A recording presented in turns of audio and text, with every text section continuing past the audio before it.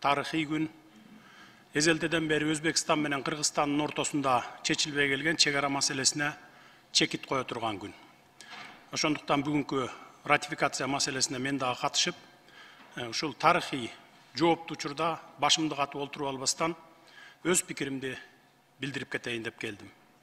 2 мүнөт убакыт сурадым, убакыт бергениңиздерге рахмат. Мен дагы Камчыбек Кыдыршаевди кичине толуктап кетейин.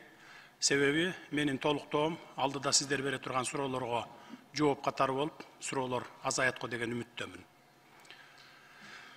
Чек ара маселеси кандай чечилип жатканын баяндамачы Камчыбек Кыдыршаев толугу менен түшүндүрүп айтып берди. Түшүнбөгөн кишиге деле түшүнүктүү болду го деп ойлойм. Канча жер, кайсы талаш жерлер бизге өткөндүгүн көрдүңүздөр. Алар жөнүндө кеп кылбай эле коеюн. Менин айтайын дегеним, Кемпир абадтын алдында жаткан жерибиз кетип жатат деп ызы чуу салып жаткан жарандарыбызга айтарым. Азыр Камчыбек Кыдыршаевдин баяндоосунан кийин суу астында жаткан 4127 гектар жер 1965 жылы эле Өзбекстан менен алмашып кеткенине күбө болдуңуздар. Ошого карабастан ызы чуу чыгарып, кокус Кемпир абад кургап кетсе, суу астында жаткан жер өзгөндө калсын деп кыйкырып жатасыздар. Биринчиден, суу кургабайт, дагы кылымдар бою суу агат. Адам атадан бери адам баласынын жашоосу уланып келе жатат, кыямат кайымга чейин улана берет. Суу кургап кетсе, суусуз жашоо жок. Адам баласынын жашоосу да токтойт. Экинчиден, макул. Суу түгөнүп, суу сактагыч кургап кетти дейли. Ордуна тең-метең башка жерден берип, ошол замат алмашып алсак болот. Айланайын деп алмашат. Анткени аларга суудан бошогон таш, кум баскан сайдын кереги жок. Ал жерге же пахта эге албайсың, же шалы да эге албайсың. Үчүнчүдөн, кыйкыргычтар айтат, бүгүнкү келишимге киргизип, Өзбекстанга башка участоктон жер берип, суунун алдында жаткан жерди алып бергиле дешет. Өзбек туугандардын башы жакшы иштейт. Ошол үчүн бизден 30-40 жыл алдыга кетишти. Биз болсо дагы деле кыйкырыктан башыбыз чыкпай жүрөбүз. Самолет, тик учакты айтпай эле коеюн, биз 30 жыл ичинде ширеңке чыгарган фабрика салбаппыз. Бүгүн ушундай алмашуу кылалы, силерге чек аралаш жерден 4000 гектар айдоо жерди берели, суу кургап кетсе, суунун алдында жаткан жер өзгөнгө калсын десек, айланайын деп макул болушат.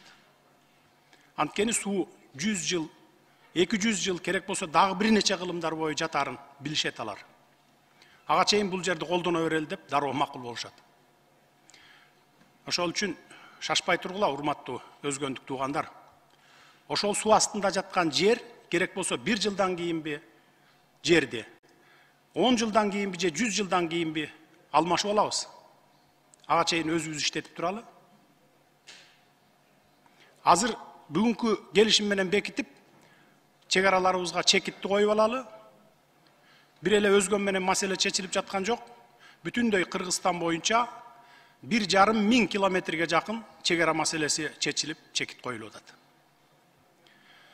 Ал эми, урматтуу депутаттар, сиздерге кайрыларым, ушундай мамлекеттин тагдырын чечүүчү маселеге келгенде жоопкерчиликтүү мамиле кылсаңыздар. Албетте, баарыңарды айткандан алысмын, бирок бирин экин депутаттар добуш бербейм, өкмөт менин суранычымды аткарбай жатат, суранган кадрларымды кызматка албай жатат деген сөздөрдү айтып жаткандар бар. Эгер мен же министрлер кабинети жеке маселебиз менен келсек, мейли колдобой эле койгула.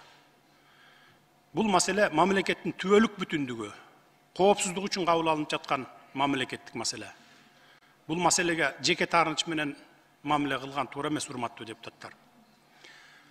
Бул маселеге башыңды оорутпай, кийинкиге жылдырып салбайсыңбы деген дагы коллегаңыздар болду. Жок, андай болбойт. Бүгүн чечпесек, кийин мындай ийгиликтүү келишимге жетиш биз үчүн өтө оорго турат. Мындай ийгиликтүү жеңишке жете да албай калышыбыз мүмкүн. Күндөн күнгө, жылдан жылга кошуна элдердин саны өсүп жатат. Муну баарыңыздар көрүп турасыздар. Жерлер тарып баратат. Кийин чечебиз деп калтырып койсок, ошол мезгилде 19 000 гектар жер эмес, 1 сотық жер үчүн кан төгүлөт.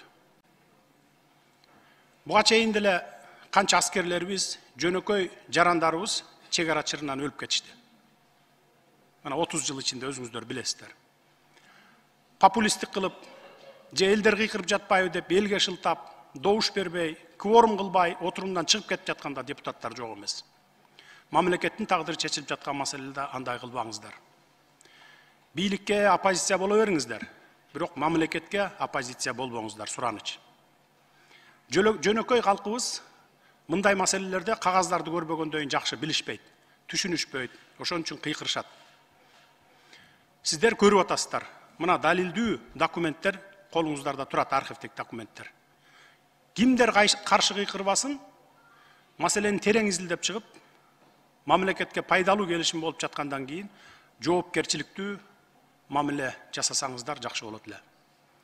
Сиздерди эл мамлекеттин тагдырын чечет деп ишенип шайлаган. Анан ушул тагдыр чече турган маселеде мен ооруп жатам, же командировкага кетип калайын деп кетип калганыңар туура эмес. Бул эл ишенимине жоопкерсиздик мамиле, урматтуу депутаттар. Эч коркпоңуздар. Биз туура жол менен кетип бара жатабыз. Жер берип жаткан жокпуз. Тескерисинче мурдагылар берип жиберген жерлерибизди кайтарып алып жатабыз. Фактылар менен, тарыхый, архивдик документтер менен Камчыбек Кыдыршаевич далилдеп берди. Дагы кандай далилдер керек бизге? Биз бүгүн эң туура кадам жасап, туура чечим кабыл алып жатабыз. Буга тарых баасын берет. Мына могу кагаздардай болуп, бардык документтер архивде калат. Ошондуктан бүгүнкү убактылуу жеке кызыкчылыктарды четке кагып, каршы чыгып жаткан саясатчыларга кошулуп алып, ушуну колдоп коеюн, досум болот эле деп чолок акылдык кылбастан түбөлүктүү Кыргызстанды ойлойлу. Ошол үчүн бул маселеге жоопкерчиликтүү мамиле менен добуш беришиңиздерди суранам, урматтуу депутаттар. Рахмат. Рахмат, Садыр Нуркожоевич. Урматтуу депутаттар, маалымат иретинде айтайын, өзүңүздөргө белгилүү болгондой, кечээ президентибиз биздин Жогорку Кеңештин регламенти жөнүндө мыйзамга кол койду. Мыйзамда жазылган регламент кол коюлган күндөн баштап, жарыяланган күндөн баштап күчүнө кирет деп бүгүн расмий түрдө, расмий гезит, Эркин Тоо гезитине жарыяланды. Бүгүндөн баштап жаңы регламент менен иш алып барабыз. Андыктан баарыңыздарды бүгүнкү биздин жаңы регламентибиздин кабыл алынып ишке кириши менен куттуктайм.